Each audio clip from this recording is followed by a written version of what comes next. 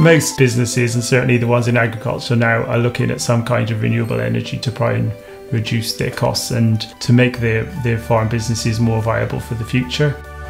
We were using an ever-increasing amount of electric because of our process, and our electricity bills were going through the roof. So we were looking at what we could do to reduce our energy bills. Endurance seemed to have the history behind the turbine, which we were quite interested in. Even speaking to insurance companies, they are able to provide a lower insurance premium because it has a certain proven reliability.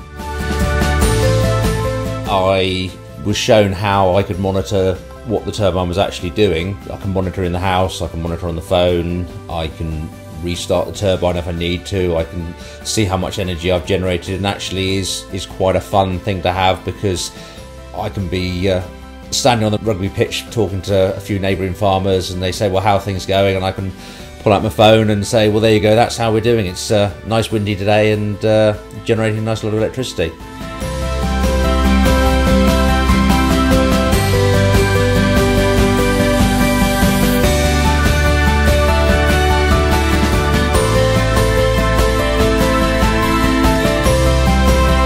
Volatile nature of agriculture, some days you don't know whether things are going to be good or bad at market, but at least with the turbine, you know when the wind's blowing, we've got money coming in. We have gained a lot of credit with some of the supermarkets now that we supply because we're so much greener.